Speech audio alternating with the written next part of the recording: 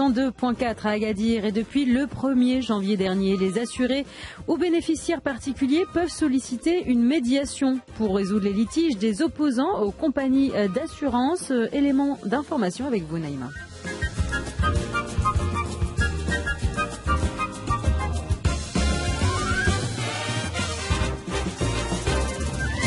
Et oui, Donial Assurance a désormais son médiateur. En effet, depuis le 1er janvier de cette année, les assurés ou bénéficiaires particuliers ont la possibilité de solliciter une médiation pour résoudre les litiges qui les opposent aux compagnies d'assurance.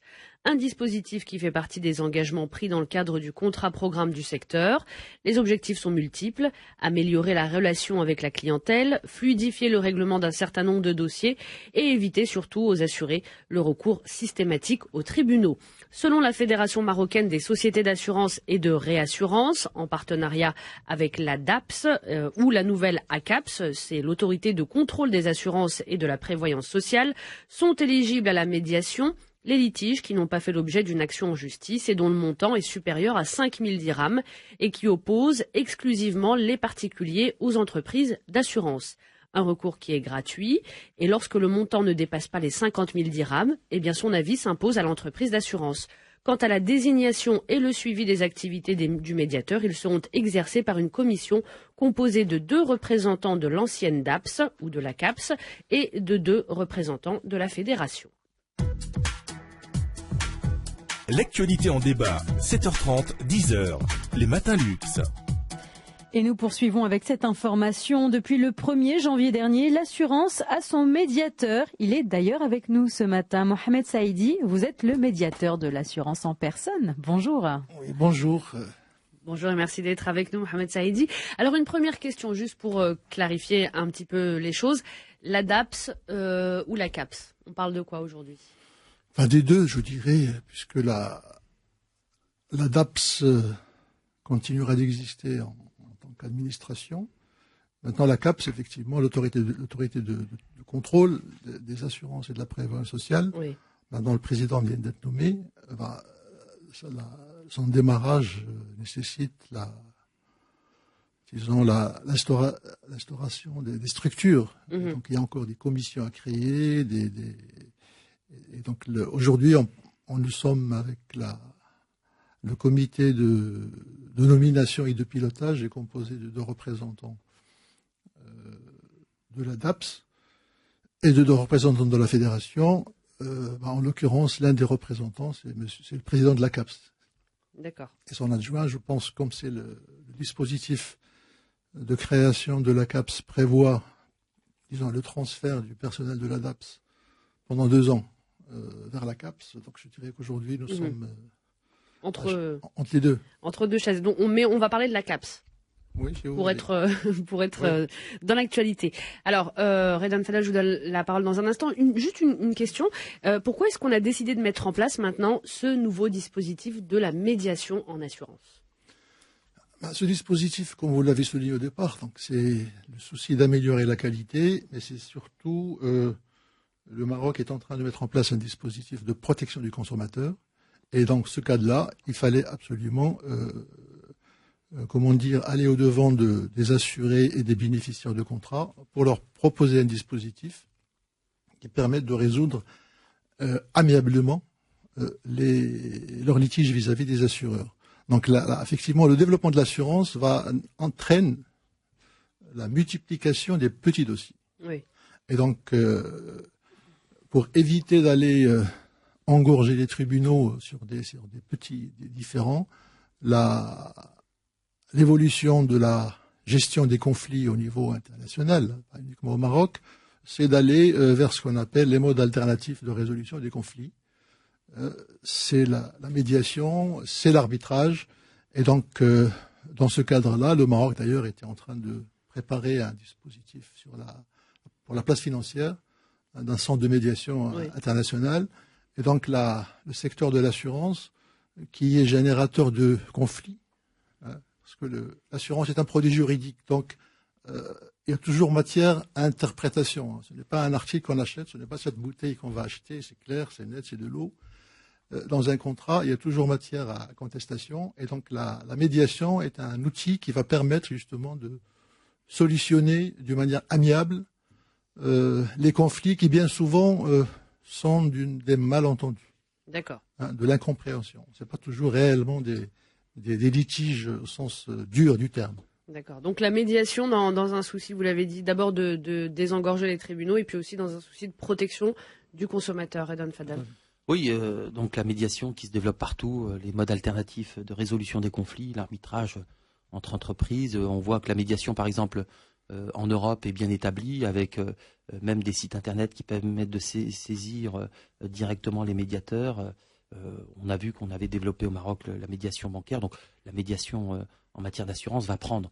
Après, tout en saluant le rôle de M. Boubrik Hassan à la tête de la DAPS qui a fait un travail remarquable dont la compétence est unanimement reconnue, il y a 2 points. Donc, d'une part, bien entendu qu'il s'agit pour le Maroc d'implémenter de façon beaucoup plus volontariste la loi sur la protection du consommateur. Celle-ci tarde à être véritablement appliquée dans toutes ses dimensions. Et le seul reproche que l'on pourrait faire, c'est qu'effectivement, il n'y a pas de représentant des consommateurs au sein de la commission chargée du suivi des dossiers.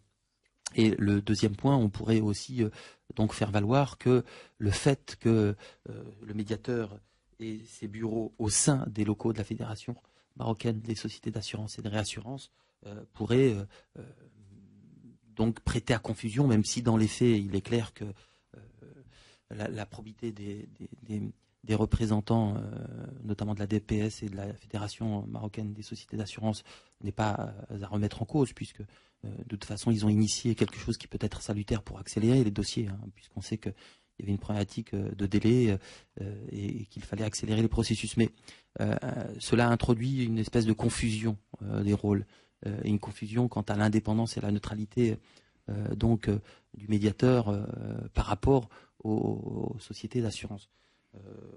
Ensuite, le deuxième point, c'est qu'effectivement, tout en saluant le fait que je crois que les décisions jusqu'à 50 000 dirhams vont s'imposer aux compagnies d'assurance et non pas aux assurés qui pourront toujours rester en justice. Donc ça, c'est bien, c'est une bonne chose. Simplement, ces deux points-là, le fait qu'il n'y ait pas de représentant des consommateurs, et là, tout en saluant le rôle de la médiation qui commence à prendre ses formes au Maroc, il faudrait vraiment qu'on ait émergence d'associations de consommateurs puissantes, reconnues d'utilité publique, avec des fonds, des moyens, qui puissent là aussi porter des revendications, pas simplement dans la résolution des litiges, mais aussi dans la genèse des lois et des réglementations et la clarification des textes. Donc voilà, ces 2 points. Mais moi, je voudrais surtout saluer, parce que là, on a souvent un regard critique sur tout ce qui est organisé, saluer donc à la fois la médiation en matière d'assurance, qui, je suis sûr, va très vite prendre. Alors, il faut vulgariser, il faut communiquer autour, et puis saluer le rôle de la DAPS, qui a fait un travail formidable pour mettre les relations assureurs-assurés et la législation en matière d'assurance au meilleur standard. Alors, Mohamed Saïdi, première question. Donc, comme le disait Redouane Faddal, dans cette commission de suivi au niveau de la médiation, donc on a 2 représentants de la DAPS, c'est ce que disait Redouane, et 2 de la fédération, mais on n'a pas de représentants du demandeur, du client. Des assurés, en fait. Voilà, des assurés. Qui va veiller à l'intérêt du consommateur? Est-ce que ça veut dire qu'aujourd'hui, le médiateur va devoir rendre plus souvent des avis favorables aux assurés? Non. Pardon.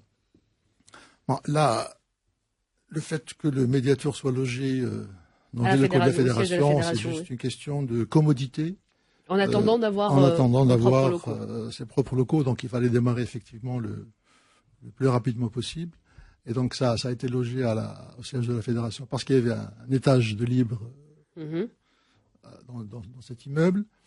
Maintenant, en ce qui concerne la représentation des consommateurs, sachez que l'autorité de contrôle, le contrôle des assurances, tel qu'il est défini par le Code des assurances, s'exerce dans l'intérêt et pour la protection de l'assuré. Donc je dirais que le meilleur garant aujourd'hui de la protection des assurés, c'est la CAPS. Puisque le contrôle est défini ainsi. Le contrôle des assurances s'exerce dans l'intérêt des assurés et des bénéficiaires de contrats. Il ne s'exerce pas dans l'intérêt de l'État. Bon, la terminologie régulateur, effectivement, le but premier du contrôle des assurances, c'est la la solvabilité des assureurs et surtout, chaque fois qu'un produit d'assurance est vendu, il y a une pré-homologation par l'autorité. Donc ce n'est pas comme dans le domaine du commerce en général, où effectivement la nécessité de protection du consommateur, qui s'impose d'ailleurs, fait qu'effectivement un fabricant d'un produit peut le mettre sur le marché pour peu qu'il respecte un certain nombre de normes, et il n'y a pas d'autorité de tutelle sur cette activité. L'assurance, à l'instar des banques, ont une autorité qui est là pour veiller justement à la protection du consommateur. Pour l'assurance, l'assuré est bénéficiaire de contrat en général. Et donc, la fédération, du coup, représenterait les intérêts de la compagnie d'assurance. La fédération est là parce que c'est l'initiateur. Le dispositif de médiation en assurance, c'est ce qui est convenu d'appeler médiation institutionnelle. Donc, la fédération met en place, avec l'autorité de contrôle, un dispositif gratuit à l'intention de leurs clients. Ce dispositif, pour en assurer l'indépendance, donc a un comité paritaire, un budget autonome, d'accord. Et donc le médiateur est nommé d'une manière à durée illimitée. Pour vous donner un peu, ce n'est pas quelqu'un qu'on va nommer pour 2 ans, pour 3 ans, donc il courra toujours, montrer patte blanche, pour sa réélection, sa renomination. Il est nommé, point final. Donc ça lui assure une certaine indépendance vis-à-vis des entreprises, vis-à-vis de l'autorité de contrôle. Le médiateur est quelqu'un qui va chercher, on a toujours, lorsqu'on parle de protection, on induit une sorte de pouvoir décisionnaire au médiateur, pardon. Le médiateur n'est pas un juge. Donc il est là pour essayer de rapprocher les points de vue. Il est là pour expliquer le cas et émettre un avis quant à sa solution. Cet avis, bien souvent, comment vont venir les réclamants? Les réclamants vont venir chez le médiateur parce qu'ils ne sont pas satisfaits d'une proposition ou d'une offre de l'assureur. Donc, le médiateur, bien souvent, va apprécier cette proposition et va essayer soit de l'infirmer ou de la confirmer. D'accord.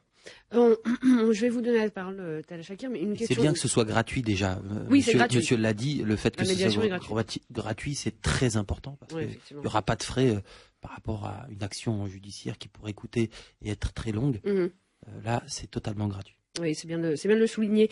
Au niveau des réclamations, on imagine que vous n'avez pas reçu encore beaucoup de dossiers, mais quand on constate au niveau de la majeure partie des litiges aujourd'hui qui se retrouvent dans les tribunaux, quel type de réclamations sont concernées? Aujourd'hui, je n'ai pas encore... Vous n'avez pas beaucoup de dossiers? J'ai pas beaucoup de dossiers, mais disons par expérience, puisque je suis un ancien assureur. Oui.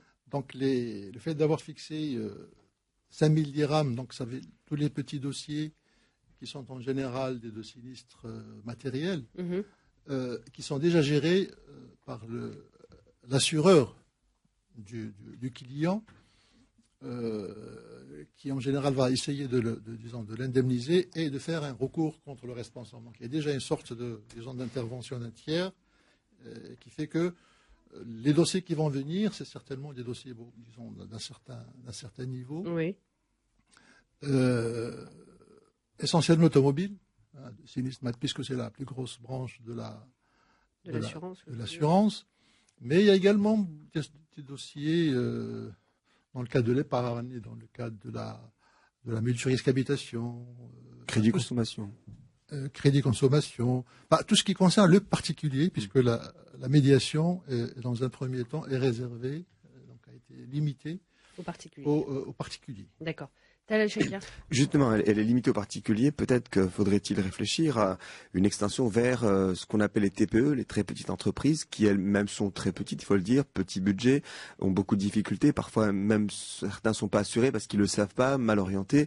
Quel impact ça pourrait avoir sur ce petit tissu dans sa protection et puis aussi dans son orientation? Est-ce que vous pensez que la médiation aujourd'hui peut servir le tissu industriel, j'allais dire, dans sa naissance, en tant que très petite entreprise, puisqu'aujourd'hui on fait la promotion de l'auto-entrepreneuriat?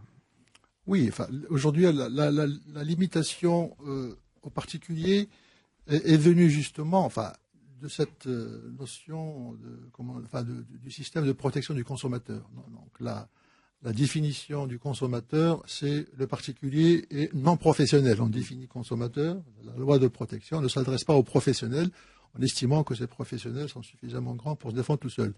Donc, il est vrai que lorsqu'il s'agit de toute petite entreprise, en général, c'est un particulier. Mmh. Et donc, il est éligible à la médiation. Lorsque je reçois une demande de médiation, je ne demande pas la profession. D'accord ? Donc, vous avez un particulier, qu'il soit petite entreprise ou qu'il soit médecin ou pharmacien, lorsqu'il a un accident de circulation, c'est d'abord un particulier. Maintenant, si c'est une grosse boîte lorsqu'il vient avec, enfin, le support du contrat. Mais quand l'assurance, par exemple, quand l'assurance concerne, imaginons le local de son entreprise. Lorsqu'il vient avec une multirisque industrielle, enfin une multirisque de cours, disons une multirisque de bureau, c'est vrai que ce n'est pas. Ce ne sera pas couvert par la médiation. Ça ne sera pas couvert a priori, ça dépendra de l'objet du litige. Je ne peux pas m'avancer aujourd'hui, je n'ai pas encore d'expérience à ce niveau-là, mais le risque du particulier est plus important en effectif, en nombre. Donc la limitation aujourd'hui aux particuliers est uniquement pour des craintes de masse de dossiers à traiter. Demain, on peut réduire le niveau de 5 000 dirhams, comme on peut élargir à d'autres types d'assurés ou de bénéficiaires en fonction de la structure, en fonction de l'accueil. On ne voulait pas au départ, comme c'est une première expérience, je vous dis, lorsque j'ai vu l'instauration de la médiation en France en 1993, ils ont commencé à 400 dossiers. Ils terminent en septembre 2015 à 16 000 dossiers par an. D'accord, donc 400 dossiers la première année, oui, 16 000 20 ans après. C'est pour ça que je vous disais, on imagine que vous n'avez pas beaucoup de dossiers pour l'instant. D'accord, donc le temps que ça se mette en place,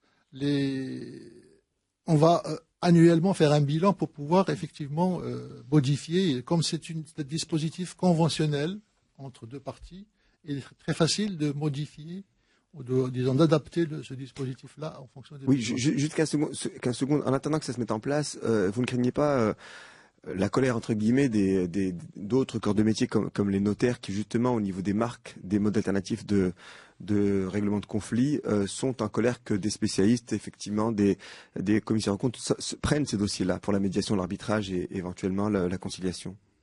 Pourquoi Parce que c'est presque un recours, c'est pas un recours en justice, mais ça serait peut-être de leur compétence, parce qu'il y a ce clivage à ce niveau-là. Au niveau de la justice, les modes alternatifs posent problème aujourd'hui, au niveau des notaires notamment. Les modes alternatifs, comme leur nom l'indique, c'est un moyen qui permet... C'est le même que la médiation. Pardon ? C'est le même aujourd'hui au niveau de la médiation. C'est-à-dire qu'on ne va pas en justice, on préfère un médiateur, c'est un mode alternatif. Le vôtre. Oui, mais ce n'est pas... aujourd'hui, il y a un secteur qui s'est doté d'un dispositif. Rien n'interdit à deux parties d'aller nommer un médiateur tiers. Il n'y a pas de monopole, je n'ai pas le monopole de la gestion des litiges en assurance. Quelqu'un mais dans ce cas-là, on ne pourra pas faire recours à vos services à vous.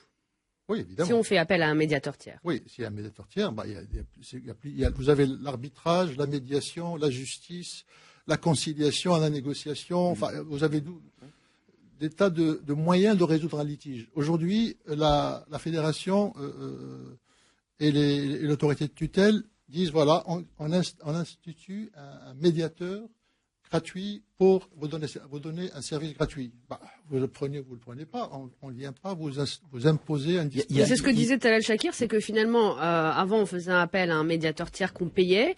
Or, avec vous, c'est maintenant un service gratuit. La saisine est gratuite. On peut avoir recours à vos services gratuitement. Du coup, voilà, ça engendre quelque part un manque à gagner. Vous le disiez pour certains notaires. Avant, on ne faisait pas forcément recours à un médiateur payant. Tout le monde peut s'instaurer dans le cadre de la négociation parallèle, peut s'instaurer médiateur en connaissant tel directeur dans telle compagnie d'assurance pour discuter d'un dossier, etc. Oui. Il y a la justice légale qui relève de l'ordre judiciaire, et là, effectivement, il y a un monopole de l'État. Et il y a le règlement des litiges, donc les modes alternatifs de règlement des litiges par la médiation, la négociation, qui sont le fait de médiateurs qui peuvent être désignés par la loi ou désignés par les parties au litige. Voilà. Après, moi, j'avais une question différente.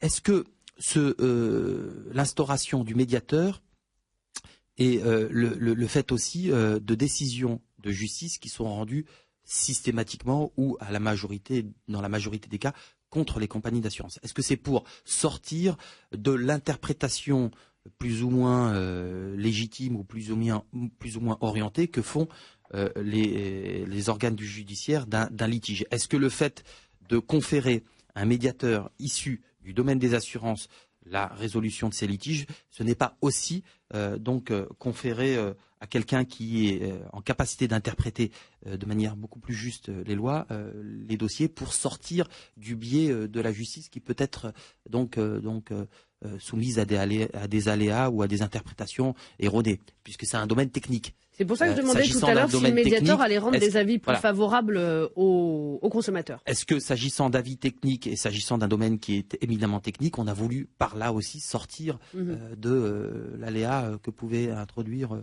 les organes judiciaires classiques? Mohamed Saïd. L'avis, le médiateur émet un avis. Je serais d'accord avec vous si c'était un jugement. Si le médiateur jugeait, on aurait tendance à dire qu'effectivement, ce juge-là, New Look, va essayer de pencher d'un côté de la balance et pas de l'autre. Non, c'est pas vrai. Le médiateur est quelqu'un qui va expliquer, qui va essayer d'émettre un avis libre au réclamant, s'il y voit son intérêt de l'accepter ou d'aller en justice. Donc c'est juste une première étape qui permet effectivement de dire ça sert à rien d'aller en justice pour finalement avoir la même chose que ce que je pouvais avoir via un dispositif beaucoup plus simple et beaucoup plus rapide. Donc l'assureur, comment va se passer la médiation? L'assureur va faire une proposition. Il va faire une offre au réclamant. Le réclamant estime qu'il n'est pas d'accord avec cette proposition. Il écoute un deuxième avis. C'est comme lorsqu'on va voir le médecin. Il va écouter un deuxième avis. Il estime que cet avis est raisonnable. Il le suit. Il estime que ce n'est pas ça. Il pourra toujours se faire accompagner d'un avocat lorsqu'il va venir chez le médiateur. Donc on ne va pas essayer d'arranger le coup, comme on dit. Il est exactement dans la même situation, sauf qu'on lui préfère une étape moins onéreuse et moins longue, le délai de 60 jours. Oui, j'allais vous demander le délai de traitement. Le délai de traitement est de 60 jours. C'est mieux qu'en France où c'est 90 jours. En France, c'est 90 jours. Oui, en France, c'est 90 jours. Donc au Maroc, on est mieux. Mais vous allez peut-être être confronté à la réalité. Là, vous n'avez pas beaucoup de dossiers. C'est ce que j'allais dire, parce que concrètement, si vous vous retrouvez avec nombre de dossiers qui vous arrivent, parce que des litiges en assurance, il y en a quand même pas mal. Donc pour le moment, votre dispositif est tout nouveau, pas très connu, donc vous avez très peu de dossiers, tout va bien. Mais quels moyens vous avez d'assurer ce délai de 60 jours quand une grande partie des litiges passe par vous? Parce que c'est, mine de rien, c'est pas si simple quand même. Oui, on avisera le moment venu, mais je vous dis, le délai de 60 jours n'est pas un butoir absolu. Lorsqu'on a un dossier, c'est le dossier qui va faire que le délai, comment dire, ce n'est pas la masse qui le fait, c'est la complexité du dossier. D'accord, donc c'est 60 jours avec plus ou moins 3 mois de retard. Donc. On peut dire devant monsieur, votre cas demande une... et d'ailleurs, ce n'est pas toujours le fait... le médiateur va se doter des moyens de ressources nécessaires pour pouvoir faire face à la charge de travail. Mais je vous dis, lorsqu'un dossier est compliqué, ou lorsqu'il demande plus de temps, c'est parce qu'il y a des procédures derrière qui vont demander plus de temps. Par exemple, une expertise. Dès que l'assuré vous dira « Attends, donc je veux faire une expertise », vous ne dépendez plus de vos 60 jours, ils sont suspendus.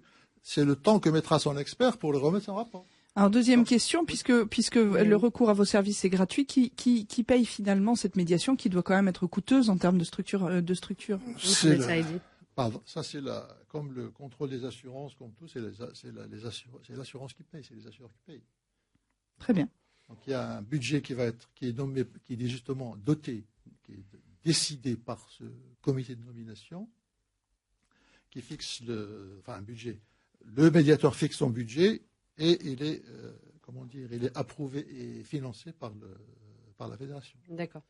Donc après avoir épuisé les voies de recours amiables avec la compagnie d'assurance et avoir saisi ensuite le médiateur qui va rendre sous 60 jours donc une décision, effectivement, l'assuré peut soit donc accepter donc cette décision, soit rester en justice. Mais historiquement, ce que l'on voit, c'est que les assurés ont tendance à accepter la première proposition. C'est-à-dire que en général, d'une manière historique, les assurés ont la possibilité de refuser une première proposition d'indemnisation à l'occasion d'un litige. Mais en général, ils l'acceptent.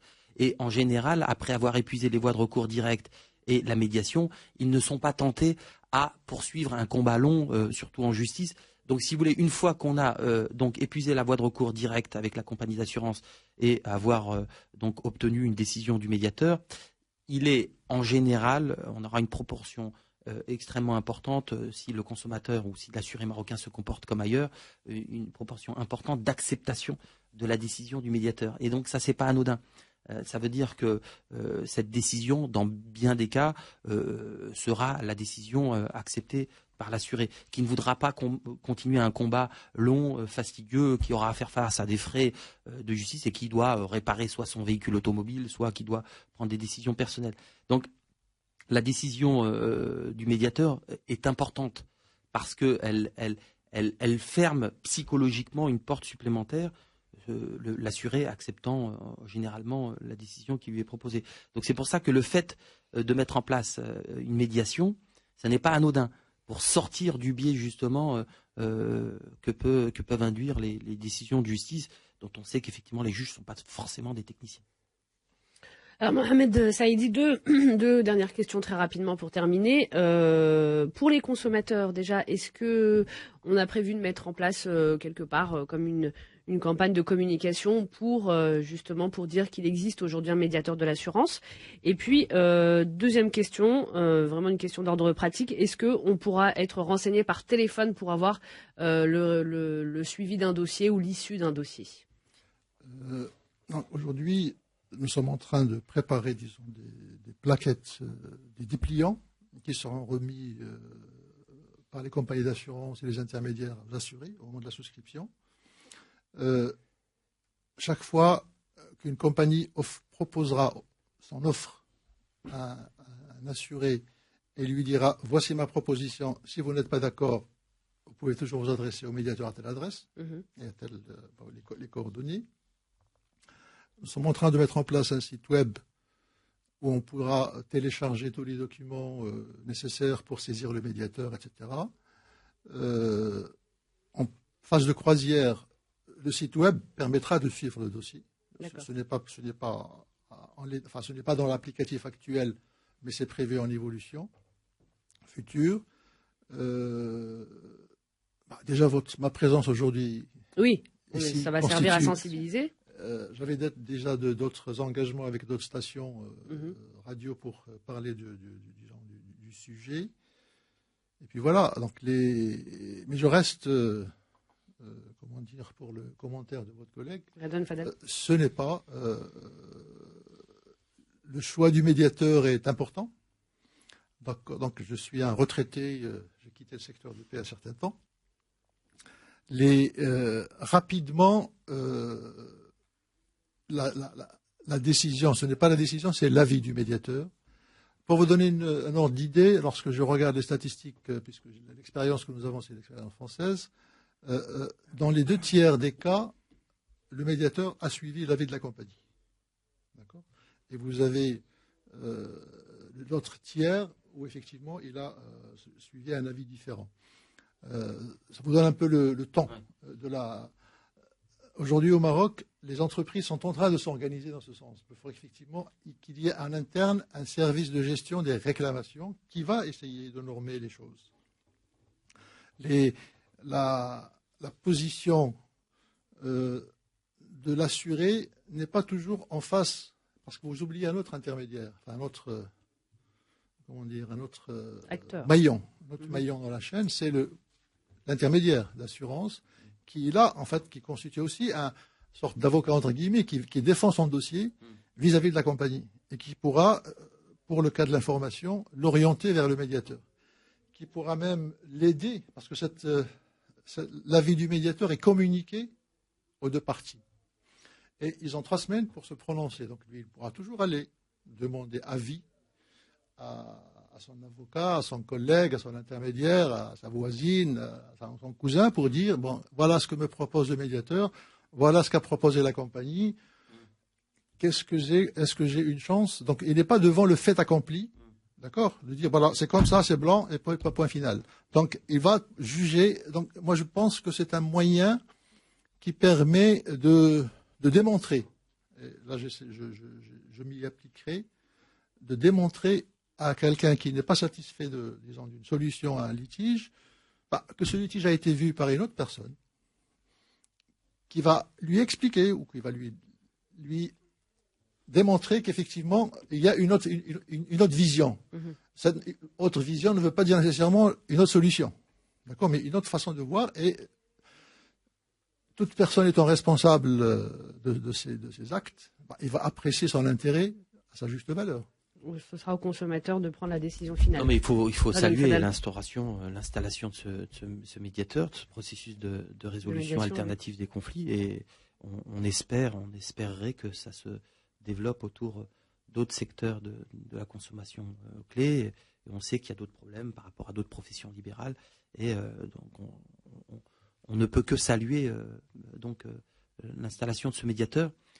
Et puis comme vous l'avez dit, moi je pense que vous êtes expérimenté, la DAPS a fait un gros travail, je le redis ici, et à mon avis on va dans le bon sens. J'ai juste une question. Alors je sais que en matière de protection des données à caractère personnel, on a de grandes inquiétudes au Maroc. Il y a une commission, je crois un organe qui est chargé de piloter tout cela. Est-ce que vous allez être chargé aussi de la médiation en cas de conflit par rapport à ces problématiques? Parce qu'on voit que beaucoup de personnes se plaignent de... Les compagnies d'assurance donnent toutes les informations? Les compagnies ou certains courtiers ou certains agents, on ne sait pas. Mais par rapport à la protection des données à caractère personnel, est-ce que vous serez en première ligne par rapport à ce combat-là ou pas? Parce que les compagnies d'assurance ont par définition des fichiers qui touchent à l'intimité même des gens.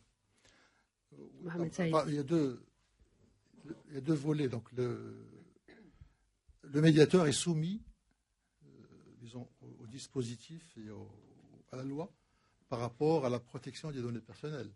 Enfin, ce que nous faisons, c'est effectivement, lorsque un réclamant vient nous voir, il va déposer un certain nombre de dossiers qui comprennent des données personnelles. Donc sur ce volet-là, nous sommes en train de préparer notre dossier vis-à-vis de la CNDP. Nous offrirons les mêmes, les mêmes garanties, les mêmes sécurités en ce qui concerne la protection des données personnelles. Maintenant, est-ce que le médiateur va intervenir dans ce domaine-là? Je ne pense pas, puisque le médiateur est là pour les litiges provenant du contrat d'assurance. Donc, s'il y a un litige par rapport à une loi qu'une compagnie n'a pas respectée, ce n'est pas là, le ça rôle, revient aux tribunaux ou à une personne tierce. Donc, nous sommes en train de préparer un dossier, effectivement, pour dire... Oui, mais dans le contrat d'assurance, oui, il est fait mention de la protection des données à caractère personnel et des obligations des compagnies d'assurance en la matière. Donc, puisque c'est un élément substantiel du contrat, en cas de litige par rapport à ce contrat-là, bien entendu, théoriquement, vous êtes censé aussi vous positionner. Non, je ne pense pas. Il y a dans un contrat d'assurance, dans un dispositif légal, il y a il y a des clauses, il y a des dispositions qui ont un caractère d'ordre public. D'accord? Dans le contrat d'assurance, il est interdit d'assurer des objets illicites. ou des substances illicites, ou au contraire aux bonnes mœurs. Donc c'est pas pour une raison que demain on va venir m'opposer que que le médiateur est compétent pour une assurance d'un produit interdit. Donc aujourd'hui, dans le contrat d'assurance, il y a beaucoup d'obligations qui sont des obligations vis-à-vis du client. Le contrat d'assurance, l'objet du contrat, c'est de garantir un risque. Et il n'est pas là pour garantir l'assuré contre la violation. Oui, mais je voudrais juste. Est-ce que dans le contrat d'assurance, il est fait mention des obligations de l'assureur en matière de protection des données à caractère personnel? Oui, c'est fait. Donc, c'est un élément du contrat. Mais l'objet d'un contrat d'assurance, en ce qui concerne, disons, le métier de l'assureur, c'est l'objet du contrat, c'est un risque. C'est d'abord un risque. C'est vrai qu'il y a à côté des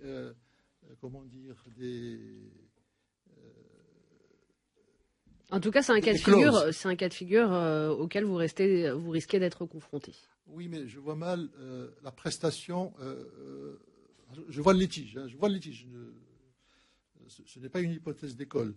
Mais je vois mal quelqu'un qui vient me dire, voilà, j'ai été voir la compagnie, ma compagnie m'a proposé telle chose en ce qui concerne telle. Lui, là, nous sommes dans un domaine, je dirais, entre guillemets, c'est une infraction à une loi. Hein, ce n'est pas une prestation due au client. Non, mais s'agissant, par exemple, dans le domaine médical, s'agissant d'intégration verticale entre certaines compagnies d'assurance et des prestations de mutuelles, des prestations de santé, il peut y avoir un conflit par rapport à certaines données qui transiteraient d'une entité à l'autre. Est-ce que si vous êtes saisi, vous vous déclarez incompétent, auquel cas, effectivement, je comprends, oui. Comment dans ce domaine-là, comme je vous dis, lorsqu'il s'agit d'une infraction à la loi, ce n'est pas de la compétence d'un médiateur qui est là pour rapprocher des points de vue sur un objet civil, hein, sur un contentieux qui a pour but une prestation d'assurance. C'est comment on peut qualifier l'objet d'un litige de ce type-là. C'est comme si vous me dites il y a quelqu'un qui tombe dans les escaliers de l'entreprise d'assurance. Il tombe un litige sur le fond, c'est ça. D'accord, donc c'est pas un litige vis-à-vis. Rarement on va qualifier ça de litige. D'abord, il va aller déposer plainte auprès de la CNDP, auprès de l'administration compétente pour dire il y a telle chose il y a tel dommage que j'ai subi, qui est un dommage plus moral que matériel, que pécunier. Et donc, j'estime personnellement que ce n'est pas du ressort du médiateur. D'accord. Alors, une question que je me suis toujours posée, parce que ça m'a toujours semblé très complexe. Lorsqu'on prend une assurance maison, habitation, il est très commun que dedans soit comprise des assurances en cas d'accident du travail pour le personnel domestique, lequel personnel domestique n'est généralement pas déclaré. Comment ça marche ? En imaginant que votre gardien, votre chauffeur ou votre femme de ménage est un accident et qu'il ne soit pas déclaré, ce qui, lorsque vous êtes un particulier, est obligatoire puisque vous n'avez pas les moyens de déclarer un employé. Et malgré tout, votre assurance habitation est censée couvrir les risques dans ce cas-là de votre personnel. Comment est-ce que c'est possible que ça fonctionne alors que ce personnel n'est pas déclaré ? Là, je vais commencer à compter la consultation. Non mais vous êtes à l'antenne aussi pour ça, c'est-à-dire parce que là typiquement c'est quelque chose moi que je n'ai jamais compris. Non, enfin. Rapidement en 2 mots s'il vous plaît, Mohamed Saïd. Une parenthèse rapide. Dans les contrats d'accident du travail, tous les assurés, tout le personnel n'est pas toujours déclaré. Il y a des formules où on a juste le nombre à déclarer. Ce n'est pas obligatoire qu'on déclare le personnel. Maintenant, il faut regarder votre contrat. Je ne sais pas quelle est la forme. Est-ce que dans le contrat c'est le contrat dit qu'on a le droit qu'il assure 4 employés de maison, la question n'est pas là. Mais je ne comprends pas comment c'est possible quand les gens ne sont pas déclarés. Ce qui n'est même pas le cas chez moi, donc c'est même pas le problème. Mais c'est juste que le contrat d'assurance lui-même, je ne comprends pas comment il peut marcher. Je n'ai pas la réponse, mais je préfère de cette question pour dire que justement, un des rôles du médiateur, c'est qu'il n'est pas un consultant, ni un expert, ni un conseiller. Donc elle ne pourra pas faire appel à vos services pour consulter pour un cas précis. En dehors de l'antenne, je suis à votre disposition. Merci beaucoup.